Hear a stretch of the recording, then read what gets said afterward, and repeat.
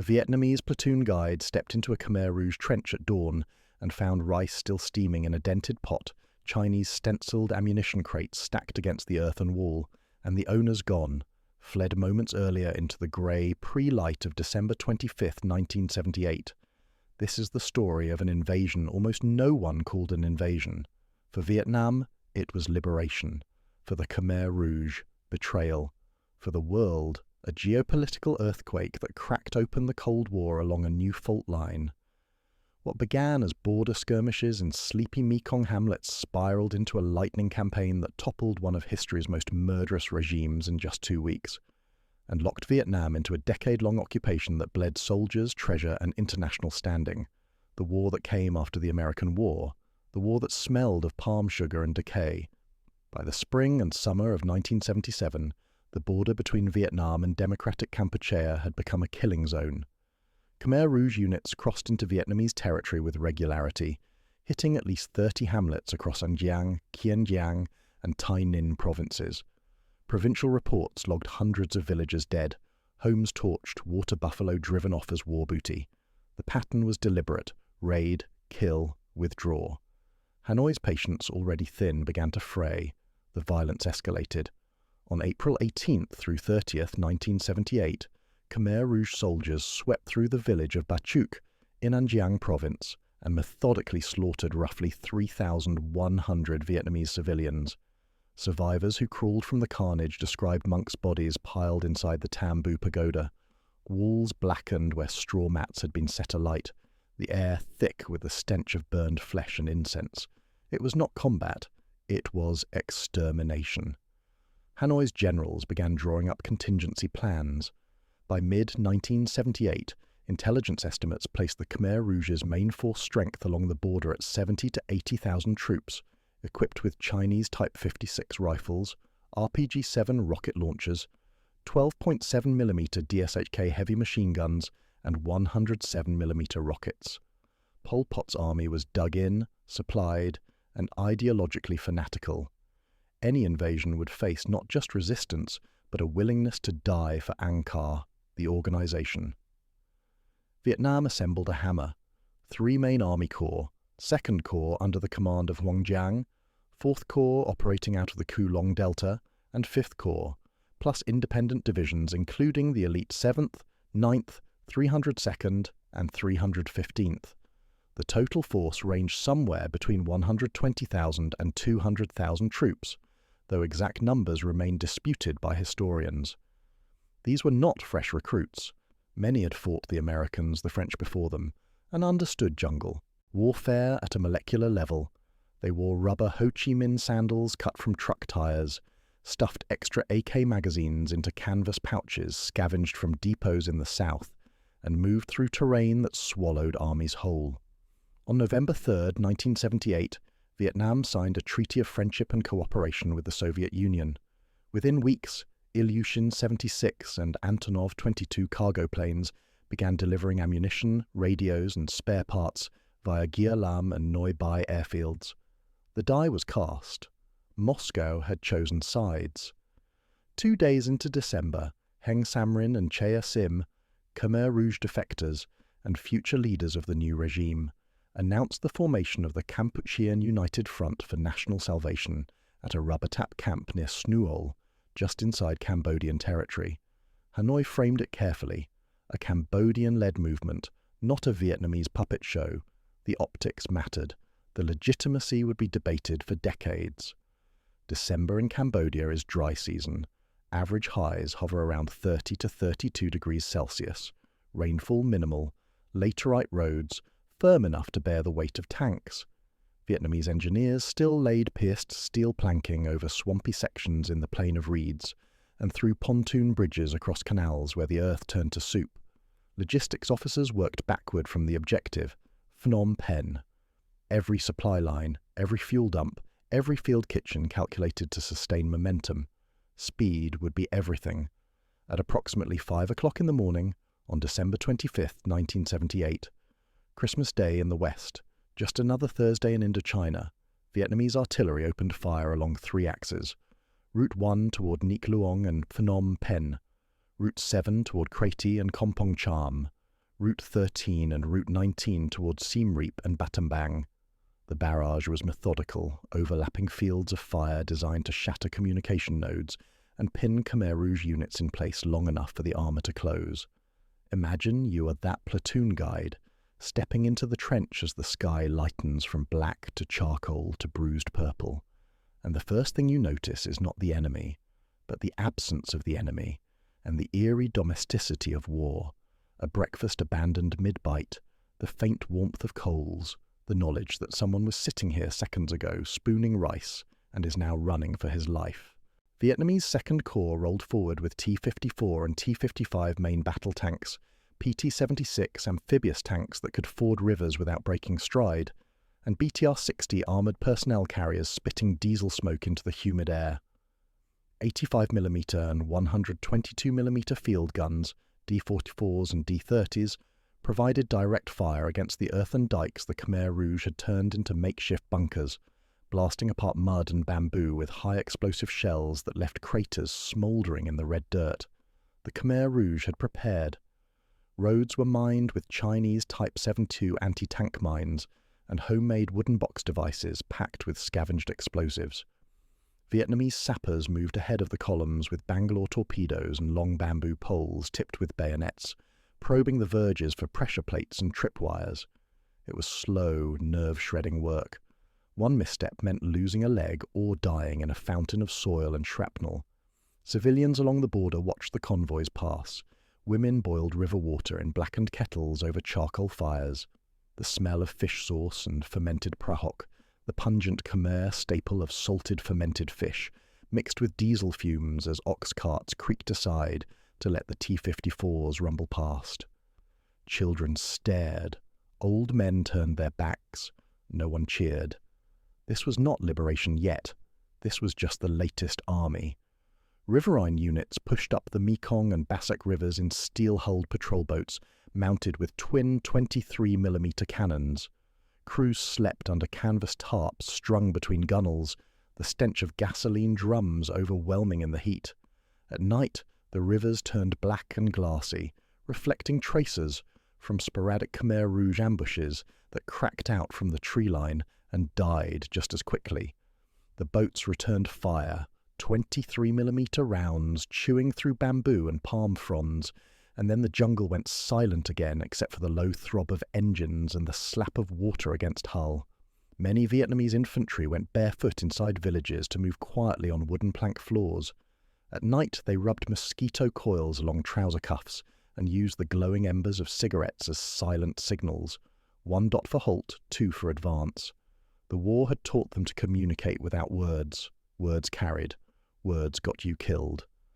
On January 1st through 3rd, 1979, Vietnamese forces seized the towns of Cray Tây and Kompong Cham after sharp firefights around concrete bridges on Route 7. Khmer Rouge defenders blew the piers as they withdrew, collapsing spans into the muddy water below. Vietnamese engineers anchored ribbon bridges using 55-gallon fuel drums lashed together with rope and cable, improvising crossing points that swayed under the weight of armour, but held long enough to keep the offensive moving. In an abandoned Khmer Rouge aid post outside Kompong Cham, a Vietnamese medic pushed open the door and found chaos frozen in place. No scalpels, only rusted razor blades, a glass bottle labelled salt water in smudged Khmer script, a ledger listing malaria cases, 37 in the past month, with no notes on treatment, no antibiotics, no quinine. The medic closed the ledger and walked out. There was nothing to salvage.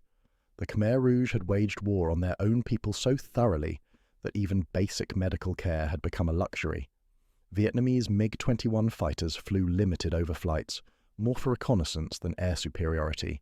The Khmer Rouge had no air force to speak of, no radar installations worth targeting.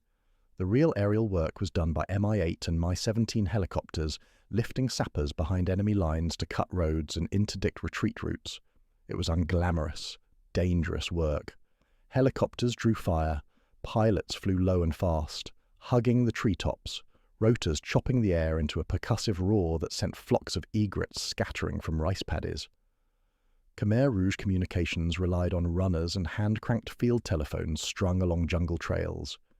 Vietnamese signals units deployed R-105 and R-123 radios, stringing wire along tamarind fences to connect regimental command posts. The technological gap was stark. One side operated in near real time, the other sent messages by foot, hoping the courier would survive the journey. On January 5th and 6th, 1979, a Vietnamese naval detachment landed near Kampong Som, formerly Sihanoukville, on the southern coast, cutting off potential escape routes by sea. Troops described the port as eerily silent. Cranes frozen mid-swing. Sacks of rice split open on the wharf, spilling white grain into oily puddles. Gulls shrieking overhead, the only sound in a city that felt abandoned by the living. The Khmer Rouge had already fled inland. The advance accelerated. Vietnamese columns pushed deeper into Cambodia, bypassing fortified positions when possible, isolating them when necessary. The goal was not to fight every battle, but to collapse the front so quickly that the Khmer Rouge command structure disintegrated before it could regroup. Speed over attrition, momentum over territory. At night, artillery batteries registered harassing fires on suspected Khmer Rouge trails, timed salvos at 2 o'clock and 4 o'clock in the morning, designed to deny rest, disrupt movement, sow paranoia. By dawn, the jungle smelled of damp cordite and crushed lemongrass, where gun crews brewed tea over field stoves, waiting for the next fire mission. Picture yourself as one of those gun crews, stripped to the waist in the pre-dawn humidity, hands black with powder residue, ears ringing from the overnight barrage, knowing that somewhere out there in the dark, men you will never see are running or dying because of coordinates you punched into a fire control table. The question hanging over the entire offensive was not whether Vietnam could win, but whether the world would let them keep what they took. At approximately 8:30 to 9 o'clock in the morning on January 7, 1979, forward elements of 4th Corps entered Phnom Penh from the east via the Monivong Bridge, their boots echoing on asphalt still warm from the rising sun. The city was a tomb, dark offices with shutters hanging loose, typewriters on desks covered in a fine layer of grime, keys frozen mid-sentence, the hum of unattended generators somewhere in the administrative quarter, running on fumes, powering nothing. No bodies in the streets, no gunfire, no resistance, just silence, broken only by the diesel growl of BTR-60s rolling slowly down Boulevard Monivong, turret gunners scanning empty balconies for threats that never materialized. The Khmer Rouge had already gone. Vietnamese patrols fanned out through the city, moving cautiously through neighborhoods that felt staged, theatrical in their abandonment. In one villa, a table set for a meal, plates, chopsticks, a pot of cold rice. In another, children's sandals lined up by a doorway. Too small, too many. The soldiers took nothing. They had been briefed on what to expect, but the reality was worse than the intelligence report suggested. This was not a city that had been evacuated. This was a city that had been erased. At a compound in the southern quarter, a patrol stumbled upon Tuol Sleng, Security Prison 21, known to the Khmer Rouge as S21. They found leg irons bolted to metal bed frames, floor tiles stained rust brown, thousands of mugshot negatives hanging in a dark room, the chemical tang of developer trays still lingering in the air. Men, women, children staring into the camera with the flat, hollowed-out expressions of people who knew they were already dead. One Vietnamese soldier, a veteran of the American War who had seen his share of atrocities, later said it was the children's photographs that broke him. Not the torture rooms, not the blood. The children. Because children do not understand why they are being killed, and that incomprehension is frozen forever in their eyes. The discovery sent shockwaves up the command chain. Hanoi had known Pol Pot's regime was brutal. Everyone knew. But the scale, the systematic cruelty, the meticulous record-keeping of genocide was something else entirely. Within hours, photographers were summoned. Evidence had to be documented. The world needed to see this. Vietnamese soldiers described Phnom Penh markets reopening within days. Charcoal smoke rising from cook fires. Mounds of dried fish laid out on tarps. Women trading rice by the milk can measure, their voices cautious, wary, testing the new reality. Pavan logistics units commandeered abandoned Peugeot trucks for ration runs. Soldiers in the back, eating cold rice from mess tins as the trucks rattled through streets still littered with propaganda slogans painted on walls. Long live the glorious revolution. A Paven engineer company parked a T-54 on the lawn of the National Museum overnight.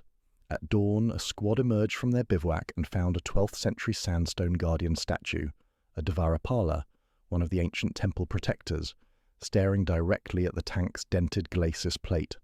One soldier later wrote home that it felt like disapproval from the old kings. The weight of history, silent and judgmental. Cholera and dysentery flared in the first weeks of occupation.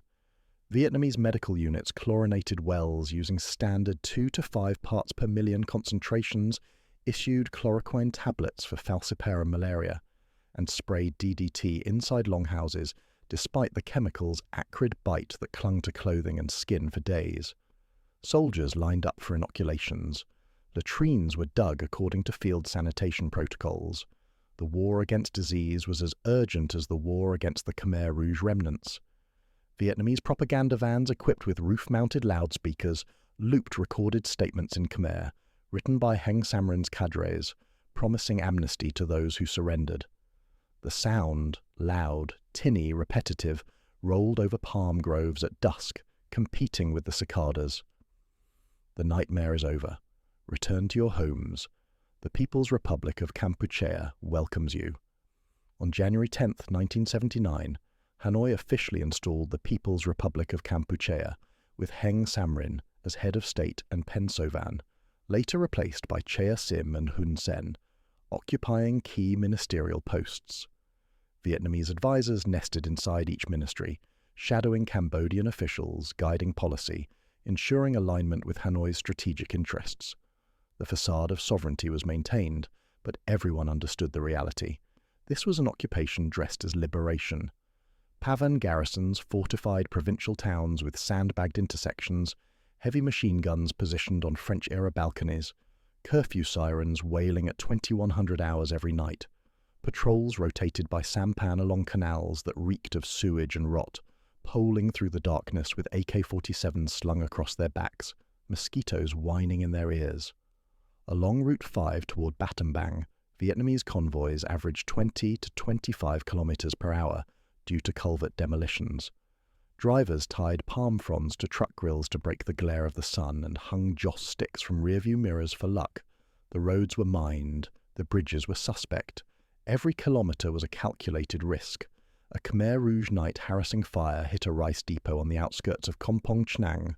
One 122mm rocket buried itself nose first in stacked sacks of rice and failed to explode, leaving a green cylinder jutting from the white grain like a deadly bamboo shoot. Sappers roped off the area. The rocket sat there for 3 days before an EOD team arrived to defuse it.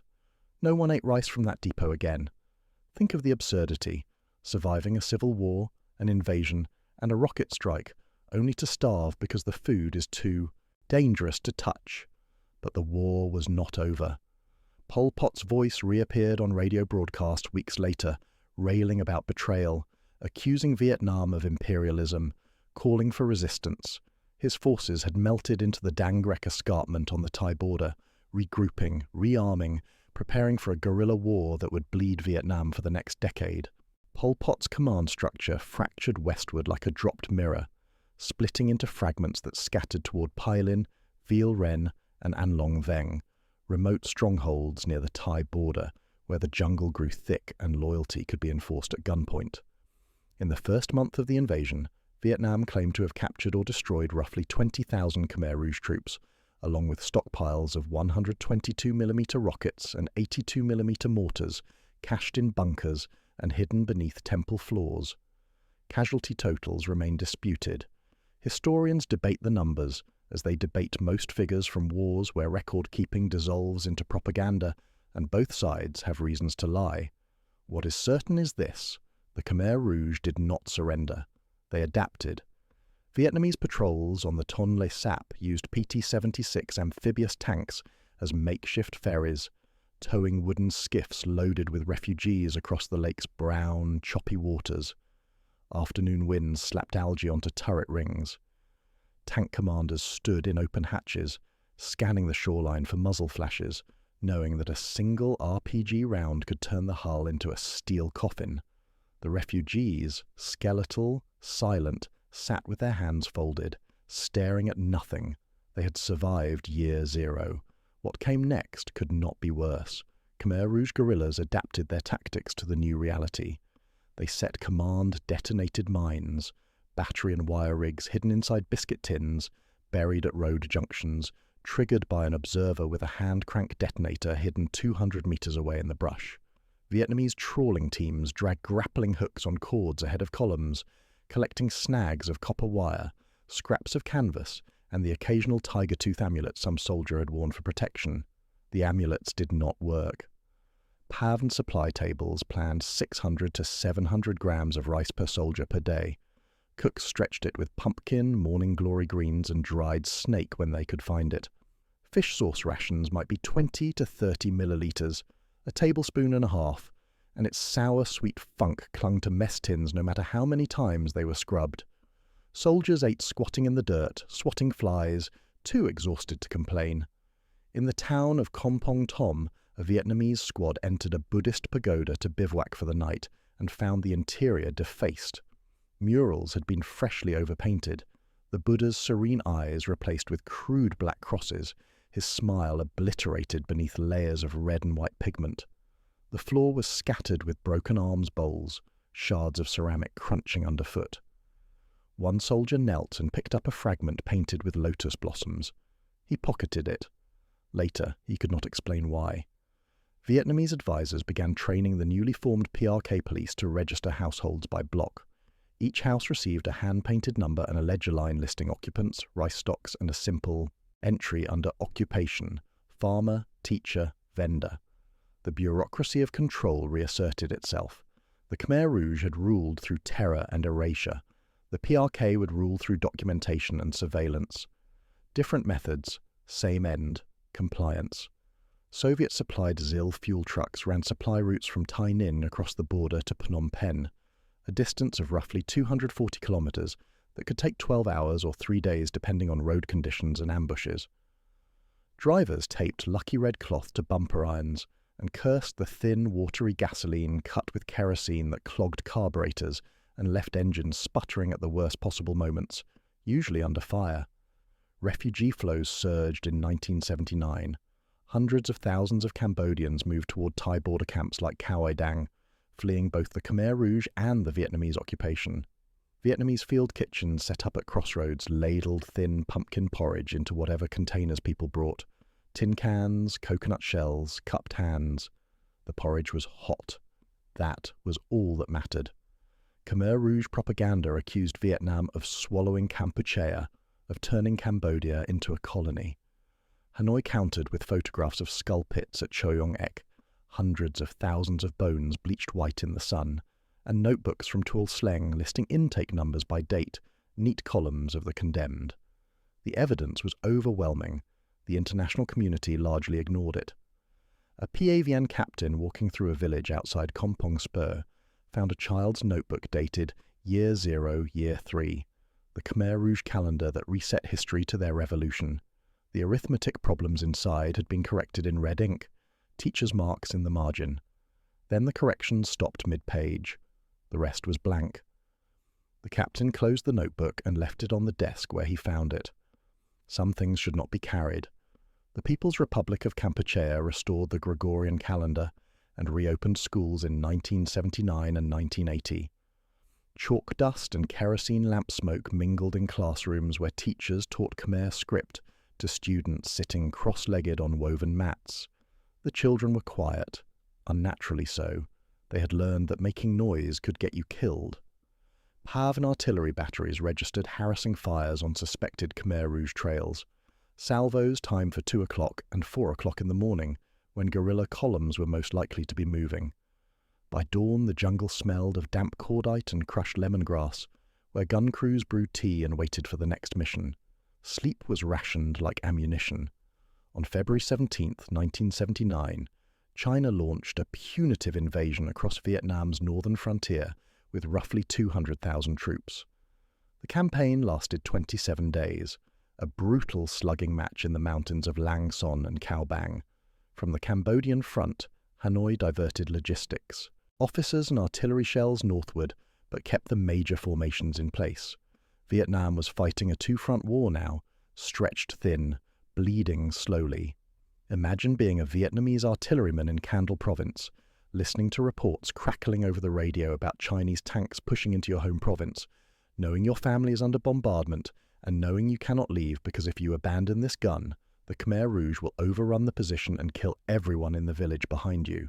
The ASEAN foreign ministers condemned the invasion and occupation. Thailand's border posts, places like Aranyaprathet, became lifelines where Khmer Rouge, royalist and republican resistance factions, formed uneasy coalitions, united only by their opposition to Vietnamese control. The question was no longer whether Vietnam could hold Cambodia. The question was for how long and at what cost. In 1980 and 1981, Vietnamese outposts at Osmach and Long Veng and Pai Lin faced Khmer Rouge mortar fire from positions 600 to 800 meters away, close enough to hear the thump of the tube, far enough to make counter-battery fire a gamble. Units rotated every 3 to 6 months. Soldiers returned to Vietnam with jungle foot, rotting web gear, and a particular dead-eyed stare that their families recognized but did not speak about. The veterans of the American War had warned them, the jungle does not care which side you fight for. It eats you all the same. Vietnamese civil military teams repaired irrigation dikes in Candle and Ta Keo provinces, shoveling mud under a sun that turned the sky white by noon. The first new rice harvests in 1980 were thin, yields around 1 to 1.5 tons per hectare, because so many canals had been destroyed and so many draft animals slaughtered or stolen. Water buffalo are patient creatures, but they do not reproduce quickly. Farmers planted what they could and prayed for rain. A Vietnamese demining dog named Vang, Yellow, was credited in one platoon's diary with 23 mine finds in 3 months. The men fed him sticky rice balls dipped in fish sauce as a reward, and when he died, stepped on the one mine he missed, they buried him with honours and painted his name on a wooden marker. The marker rotted away within a year. The memory did not. Hanoi insisted publicly that it had been invited by the Kampuchean United Front for National Salvation and the PRK government. Technically true. Practically irrelevant. At the United Nations, Democratic Kampuchea, Pol Pot's government in exile, retained Cambodia's seat through the 1980s, a diplomatic absurdity that baffled many Vietnamese line officers. "We overthrow the genocidal maniacs," one captain wrote home, "and the world rewards them with a chair at the UN. Explain that." Ethnic Vietnamese families who had fled Cambodia in 1975 through 1978 began returning under PRK protection. Guards were posted at river hamlets. At dusk they lit mosquito smokers, coils of compressed herbs that gave campfires a sweet bitter smell and kept the insects at bay for an hour or two before the smoke dispersed and the whining clouds returned. Chinese rockets and Thai-sourced munitions sustained the Khmer Rouge guerrillas through the early 1980s. Pavin patrols found new plastic-wrapped 7.62mm rounds with Thai factory codes stamped on the boxes in 1982. Historians debate the exact supply chains, whether Thai officials sanctioned the transfers or merely turned a blind eye. But the ammunition was undeniably fresh, the rockets reliable, the mines plentiful. Vietnamese units carried laminated phrase sheets with basic Khmer commands, printed in phonetic script. Drop your weapon. Come here. Numbers. Days of the week. Polite greetings. Interpreters were recruited from southern Mekong communities, where Vietnamese and Khmer populations had lived side by side for generations. The interpreters were invaluable. They were also the first to die in ambushes, because eliminating the translator silenced the entire patrol. The ruins at Angkor Wat became a rear area waypoint. Vietnamese soldiers posed for snapshots on Naga balustrades, the serpent railings carved by Khmer artisans 8 centuries earlier, while sappers fenced off minefields with white cloth strips and old radio wire. The temples had survived the Khmer Rouge. They would survive this too. A night-firing exercise near Kompong Spur startled a colony of fruit bats roosting in the canopy. Thousands erupted into the tracer stream, wings hissing like rain, bodies thumping onto tarps and helmets as men ducked and cursed. In the morning, the ground was littered with small black corpses, their wings folded like broken umbrellas. A sergeant ordered them burned. The smell lingered for days. By the mid-1980s, PAVN's strength in Cambodia reportedly settled around 140,000 troops, with a gradual drawdown as PRK forces took over more security responsibilities. Khmer Rouge, KPNLF, Khmer People's National Liberation Front, and ANS, Armée Nationale Sihanoukiste, guerrillas, maintained an estimated 10,000 to 30,000 fighters across border sanctuaries. The figures vary. Historians debate this.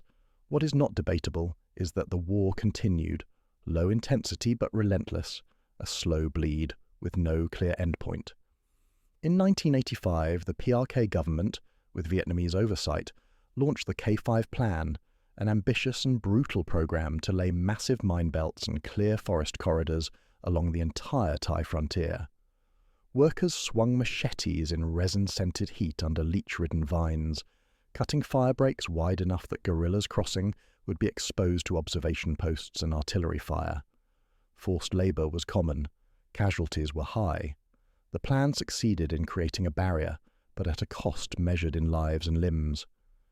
Vietnamese soldiers wrote letters home on blue aerograms, thin, pre-stamped paper that folded into its own envelope. They spoke of heat rashes, the cloying sweetness of jackfruit, and the two-tone thunder of BM-21 Grad rocket salvos that shook bamboo walls even 3 to 4 kilometers away. They did not speak of the dead. Censors would black it out anyway. A Vietnamese photographer processed film in a pagoda washroom, using rainwater collected in aluminum basins and developer chemicals he had carried from Saigon. One roll showed row on row of S-21 mugshots staring back at the developing light, ghosts on paper, frozen in silver halide, accusing no one and everyone. Think of that photographer in the red-lit darkness, watching faces emerge from blankness, knowing each face had a name, a family, a life erased by ideology run, mad, and knowing that his own government had installed a regime that might, in different circumstances, do the same. The occupation ground on, days into weeks, weeks into years. The mission had been accomplished in 2 weeks. The aftermath would last a decade. In 1989, after a decade of occupation that had cost thousands of lives and drained Vietnam's already fragile economy, Hanoi announced a full withdrawal from Cambodia. The last units reportedly crossed back into Vietnam on September 26, 1989. Soldiers passing through the border checkpoint at Moc Bai described the relief of watching red Cambodian dirt turn to the familiar green of Vietnamese rice paddies. They were going home, finally. But home was not the same place they had left. The withdrawal was not a defeat in the traditional sense. The PRK government remained in place, now renamed the State of Cambodia in a cosmetic nod to international pressure. Hun Sen, former Khmer Rouge battalion commander, turned Vietnamese-backed strongman, consolidated power. The Khmer Rouge had been pushed to the margins, reduced to a jungle insurgency sustained by Chinese arms and Thai tolerance. Pol Pot's dream of agrarian utopia had died in the killing fields. What remained was a guerrilla force clinging to remote border enclaves, ideologically bankrupt but militarily persistent. Vietnamese veterans remember Cambodia as the hot front after the American War, the war that smelled of palm sugar and decay, where firefights cracked at 200 meters in dense bamboo and landmines killed long after the guns fell silent. They remember the weight of wet uniforms, the taste of chlorinated water, the sound of mortar rounds arcing overhead in the pre-dawn darkness. They remember friends who stayed behind, buried in unmarked graves or simply missing, swallowed by the jungle. The strategic outcome was complex and contradictory. Pol Pot had been toppled in 1979, an unambiguous moral victory. The genocide ended.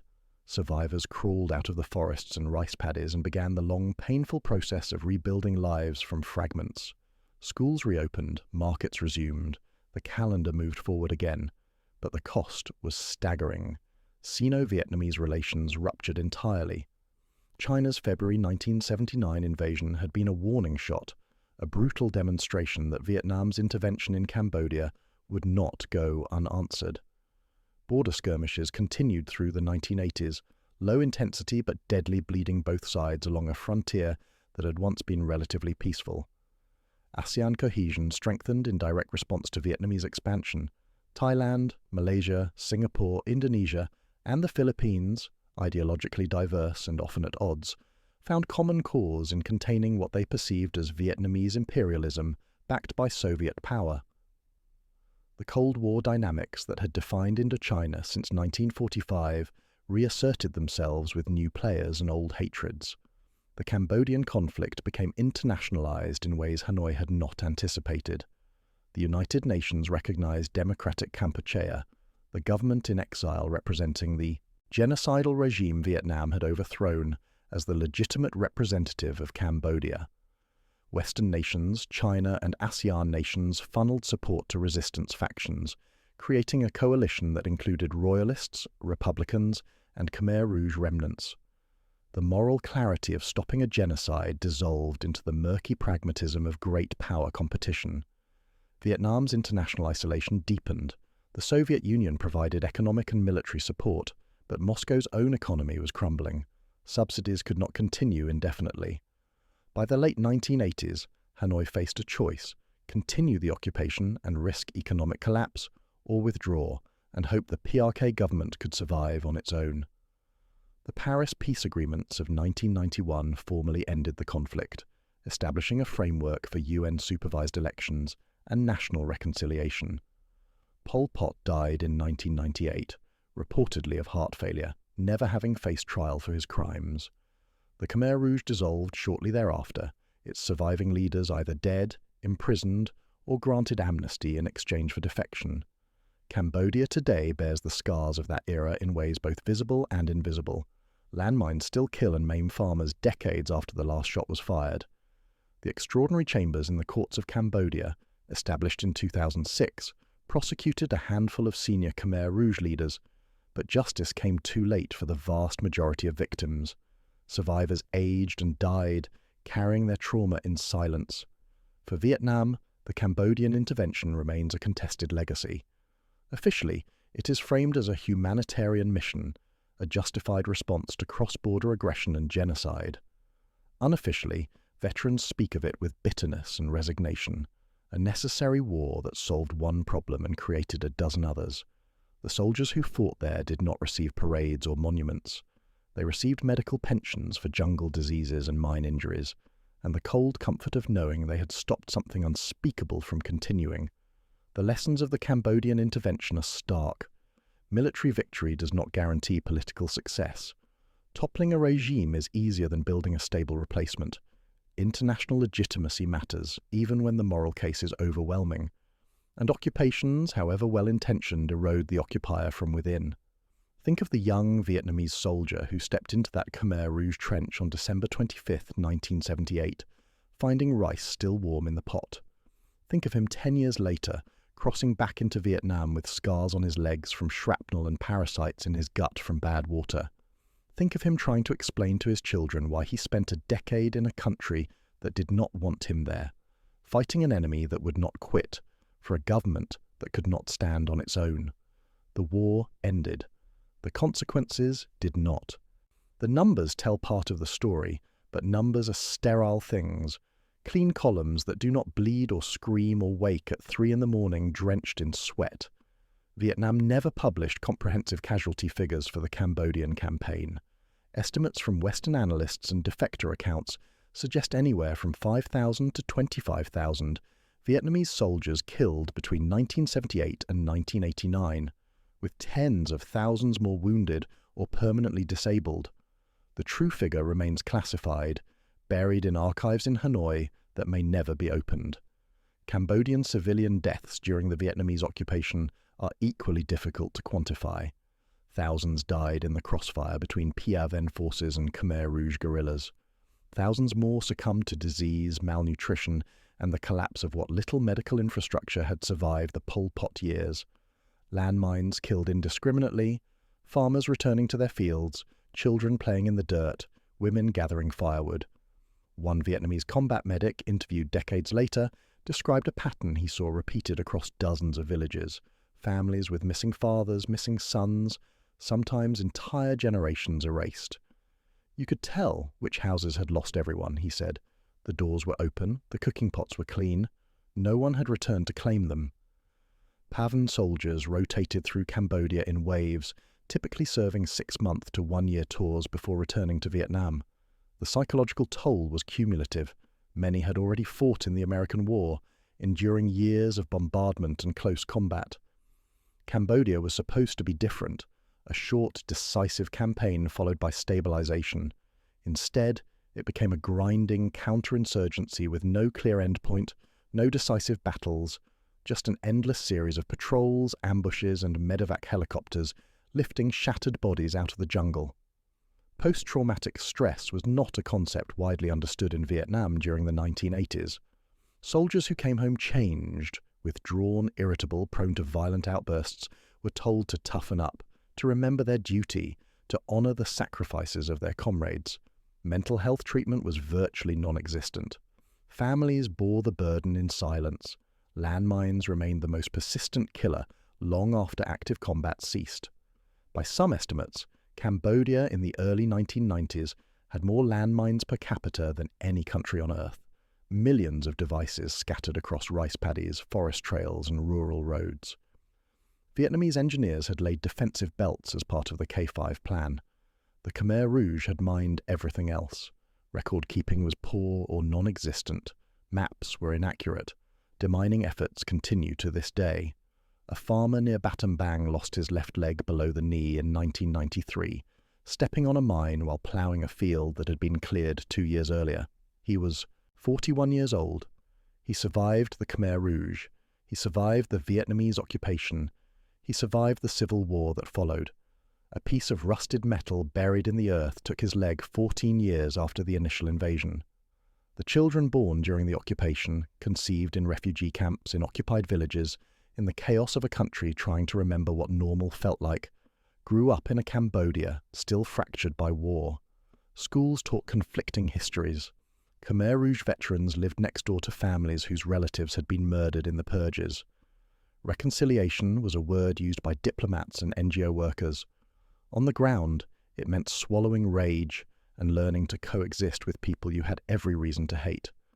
Vietnamese soldiers who stayed behind, either by choice or because they had nowhere else to go, became part of the Cambodian landscape.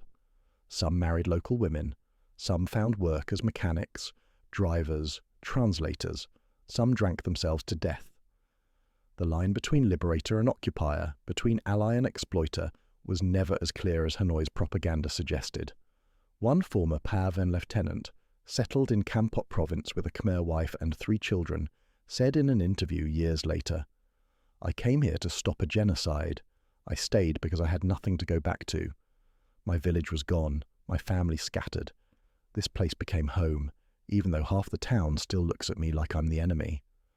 The economic cost to Vietnam was catastrophic, maintaining over 100,000 troops in Cambodia for a decade, while simultaneously defending against Chinese incursions in the north and managing a centrally planned economy in collapse, drained resources Vietnam did not have. Food shortages became routine. Inflation spiraled. The Soviet subsidies that had propped up the war effort evaporated as Moscow's own economy imploded in the late 1980s. Doi Moi, the economic renovation policy launched in 1986, was in part a desperate response to the unsustainable costs of the Cambodian occupation. Vietnam could not afford to be both revolutionary vanguard and regional hegemon. Something had to give. The international isolation hurt in ways beyond economics.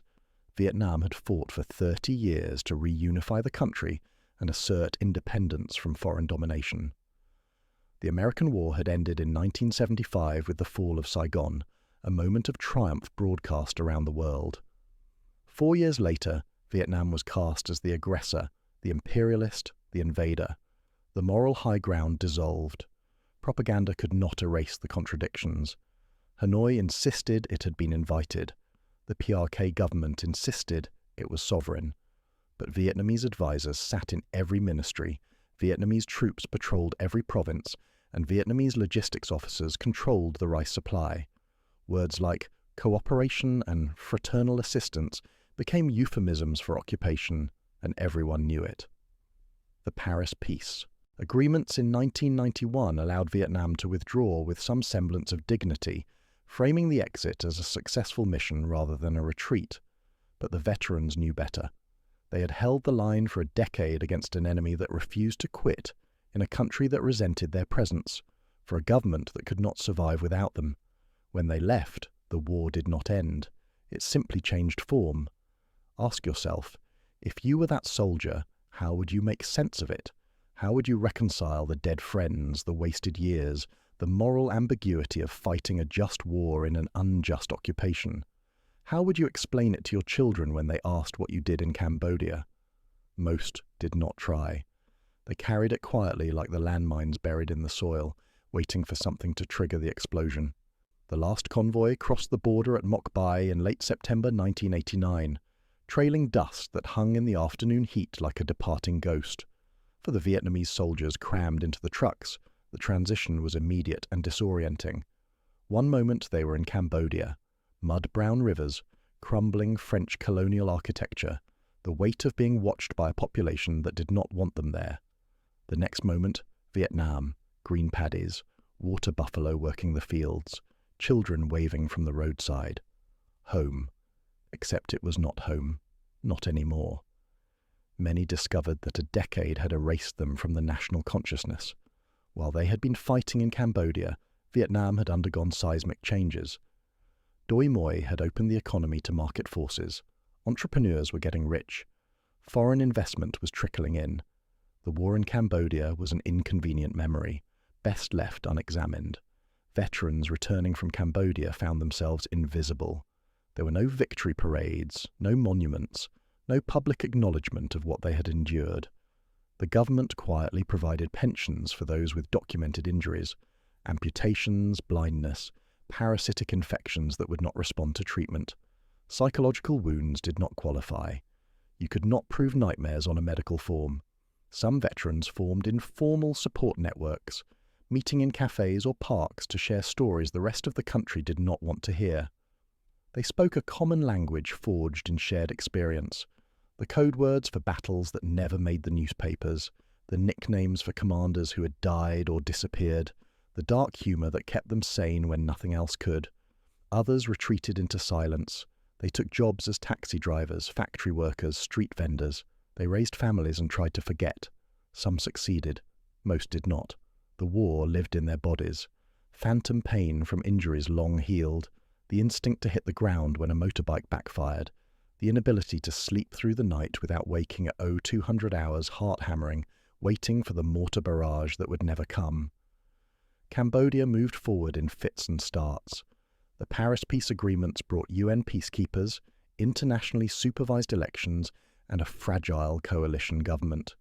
The Khmer Rouge remained a threat until the late 1990s, but their power had been broken. Pol Pot died in April 1998 in a jungle camp near the Thai border. Some reports said heart failure, others whispered suicide or murder. No autopsy was performed. His body was cremated on a pyre of old tyres and scrapwood. The man who had orchestrated the deaths of nearly 2 million Cambodians went to his grave without facing justice. The extraordinary chambers in the courts of Cambodia, established in 2006 after years of international pressure, prosecuted surviving senior Khmer Rouge leaders. Nguyen, Chea, brother number 2, was convicted of crimes against humanity. Khieu Samphan, the nominal head of state, received a life sentence. Dush, the commandant of S-21, was sentenced to life imprisonment for overseeing the torture and execution of thousands. The trials brought some measure of accountability, but they came decades too late for most victims. Landmines continue to kill. Between 1979 and the present day, tens of thousands of Cambodians have been killed or maimed by devices buried during the occupation and the civil war that followed. Demining organizations, Halo Trust, Mines Advisory Group, Cambodian Mine Action Center, work methodically through contaminated areas, clearing hectares at a time, but millions of square meters remain untouched. Children still lose limbs. Farmers still die ploughing fields. The Vietnamese perspective on the Cambodian intervention remains contested even within Vietnam. Official history frames it as a humanitarian mission, a justified response to genocide and cross-border aggression. Dissenting voices, mostly veterans and scholars operating at the margins, argue that Hanoi's motives were strategic as much as moral, that the invasion served Vietnamese regional ambitions, and that the occupation perpetuated suffering even as it ended the Khmer Rouge's worst atrocities. Both narratives contain truth. Wars are rarely simple. The Vietnamese intervention stopped a genocide. It also imposed a decade-long occupation that Cambodia neither requested nor desired. It saved lives and destroyed them. It ended one nightmare and created another. The physical scars are mapped and documented. The psychological scars are harder to measure.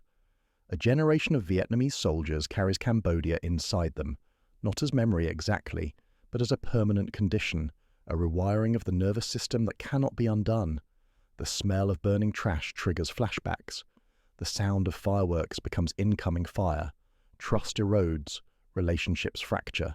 Some veterans self-medicate with alcohol. Some retreat into religion. Some simply endure. A Vietnamese photographer who documented the occupation returned to Cambodia in 2015, nearly 3 decades after the withdrawal. He visited Tuol Sleng, now a museum. He walked through the cells where he had first photographed leg irons and blood-stained tiles in 1979. The tiles had been scrubbed, the irons preserved behind glass. Tour groups shuffled through, listening to audio guides, taking photographs with their phones. He stood in the courtyard where prisoners had been tortured and felt nothing. The horror had been catalogued, archived, sanitized for consumption. The place no longer communicated the visceral terror he remembered. Perhaps that was progress. Perhaps it was erasure. He could not decide. Think of the weight of carrying history that no one wants to remember. Think of being one of the last living witnesses to events the world has moved, past, filed away under 20th century atrocities, lumped in with a dozen other genocides and interventions that have receded into academic abstraction. The Cambodian invasion, from the Vietnamese perspective, was a war that solved the immediate problem and created a labyrinth of consequences that decades have not fully untangled. It was a war fought by soldiers who believed they were doing the right thing and came home to find that righteousness did not translate into peace. It was a war that smelled of palm sugar and decay, where firefights cracked at 200 meters in bamboo and mines killed after the guns fell silent. It was the war after the war, the hot front that never cooled, the victory that felt like defeat. And in the end, it was a war that asked a question no one could answer. What do you do when stopping evil requires becoming the thing you despise? The soldiers who stepped into that Khmer Rouge trench on December 25, 1978, and found rice still warm in the pot. They are old men now, if they are alive at all. They carry Cambodia with them. They will carry it to their graves. Some stories do not have endings. They have aftermaths. This is one of them. This